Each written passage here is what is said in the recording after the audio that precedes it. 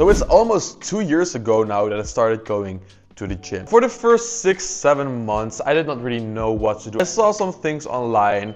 I just trained for 40-50-minute workouts. I made a bit of muscle, primarily my side delts really blew up. The rest of my body, especially my back, was lagging behind a bit, but I was making some progress and was decently content. Then I started learning about the concept of bulking. I learned that actually if you are eating in a caloric maintenance or in a caloric deficit, so if you're not gaining weight, you can never build muscle. And that was the advice that when I started making videos on YouTube, I started preaching this also. The only way you can make muscle is when you are in a caloric surplus. And it seems like common sense, right?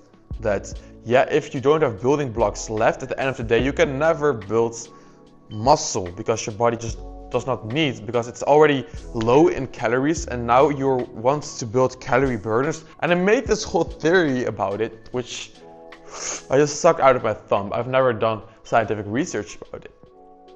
So I booked up and up and up, and now a few months ago at age 17, I weighed 104 kg. I went from 2 years ago being in the 70s, so 79 kg, to 2 years, not even 2 years later, like 1.6 years later, weighing 104 kg body weight. I have an issue with my ankle, and actually I need to walk on crutches already for more than 2 months, almost 3 months I'm walking on crutches. And what is one of the main reasons? Because in a 2-year time period, I've added like 20-25 kg extra wherever I walk. And over time, that is a lot of extra pressure and stress on your joints. On my lower back, I have sometimes a bit of pain in my lower back, and I need to do a lot of stretches now to fix this. Keep in mind, I'm still only 17, I'm a young guy. Despite the fact that I eat extremely clean, I don't eat any sugar, any junk food. Just the fact that I was eating so much, and I was eating dairy and fruit and oats, and some granola with only healthy ingredients, right? Oh yeah, it's all great. I was breaking out suddenly more and more and more. When I started going to the gym, my acne actually faded away for the first few months. My skin was kind of clear. And then for the past 6 months, really, my acne has gotten worse and worse and worse over time. And right now I'm in this weird stage where my skin is both inflamed, like reddish, but also there's some old acne left on there. It's really difficult to target because you want active ingredients on your acne, but then your face gets more inflamed and now comes more acne. It's a really difficult position where I'm in right now, figuring out how to come out of that. And a big reason why I came into this position was because of the amount of food I was eating. If you're in a caloric deficit, your body starts cleaning itself up. This may lead to a temporary purging phase for a few weeks, but that does not mean that for 4 or 5 months straight you have a lot of acne problems like I'm experiencing. I could not sleep properly because of my nervous system was constantly tagged with more food, more training as well, because it was of course a combination. I trained like 3-4 hour workouts every single day, and then I fueled it up with these big meals which sustained me, but my nervous system and my gut didn't really enjoy it that much. But also, if you're bulking up to such a heavy weight, what happens is you can never achieve the results which I wanted to achieve, which was an attractive lean physique with the broad shoulders and the narrow waist. If you're weighing 104 kg, of course you're going to have a more flabbier waist. Even if you're training really hard, you still have abs. The weight needs to be stored somewhere in your body, and it's not going to be stored in your calves or in your biceps. No, it gets stored around your midsection and in your face, which was another point that I want to make, is you get to look more puffy because of all that extra weight and water retention, because all the insulin, of all the dairy that you're consuming. It is a big negative spiral. But the bodybuilding community says it's good, right? Oh no, bulking up is productive. You're actually being healthy, you're going to grow muscle. I quit this about 2 months ago. And I'm happy to say that I've still increased my weights that I'm pushing into the gym. I still grow more muscle, but at the same time I'm also losing fat. Maybe it's because I'm still a young man with higher testosterone levels, so I thought that you needed to gain weight to gain muscle.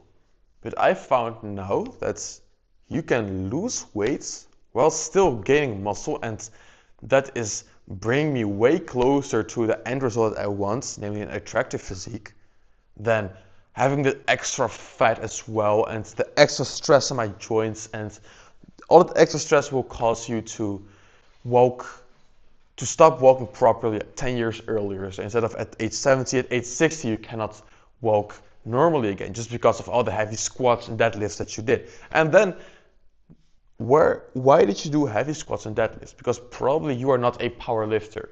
Power lifters, sure, they just are weird people. They want to have high numbers, but you probably care more about attraction. Girls don't care about your 1 rep max on the squat or the deadlift. They don't care. They don't really care about legs at all. Just make sure there's not complete sticks. There needs to be some muscle there. Again, just be toned there. But you can do that with one good workout a week where you focus on lighter exercises like split squats. So you can still train your quads hard and grow muscle, but you can do it with 200 kg on your back, squatting, barbell squats, or you can do it with 20 kg dumbbells, single leg Bulgarian split squats. Same amount of muscle growth. At the one exercise you get 200 kg of strain on your joints, on the other exercise 40 kg in total with both dumbbells. One looks cooler, one is better in the long run. Do you want to have more fun right now but ruin your future self, or have a little bit less fun now but in the long run maintaining mobile, having true longevity? That should be the end goal, not just to build the most amount of muscle. As for what would be my advice to you for the caloric intake, I would say go for about a maintenance level if you want to grow a bit faster. If you've already been bulking up a bit, just go for a cut. Don't cut down in like a month, because yes, this is where you will lose some muscle if you cut down that fast. Over a period of a few months, you can slowly still have enough calories to genuinely get more muscle growth, but also every single day you can target just a little bit of visceral fat, a bit of fat around your belly, some fat in your cheeks. Over time it all leans down.